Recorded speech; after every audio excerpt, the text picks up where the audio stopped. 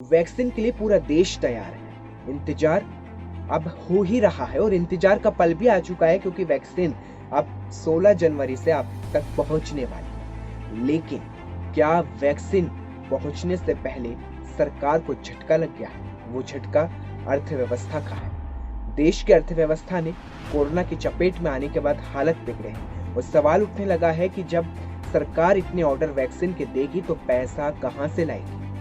इस रिपोर्ट से समझिए आखिर वैक्सीन के लिए पैसा कहां से आएगा, क्योंकि स्थिति तराजू के पलड़े की तरह झुलती दिख रही है। देश में कोरोना वैक्सीन को लेकर अभियान तो तेज है, लेकिन अर्थव्यवस्था के मोर्चे पर सरकार को कोरोना ने तगड़ा झटका दिया है। कोरोना संकट की वजह से वित्त वर्ष 2020-21 की पहली तिमाही में जीडीपी में 23.9% की गिरावट दर्ज की गई है। सरकारी इकोनॉमी को पटरी पर लाने के लिए तमाम तरह की कोशिशें की जा रही है। इस कड़ी में इस बार बजट में भी कोरोना का असर देखने को मिलेगा। केंद्र सरकार की ओर से आने वाली 1 फरवरी को बजट पेश होना है। इस बजट में धन कुबेरों और अमीरों को कुछ निराशा हाथ लग सकती है। दरअसल केंद्र सरकार ने टैक्स राजस्व में हुई गिरावट, निवेश में दिक्कत और कोरोना टीकाकरण का बोझ जैसी परिस्थितियों के कारण राजस्व बढ़ाने के लिए अमीर लोगों पर कोविड-19 अधिभार लगाने की तैयारी की है। एक रिपोर्ट की माने तो अमीरों की आय पर कोविड-19 सेस या फिर सरचार्ज लगाने पर मंथन किया जा रहा है।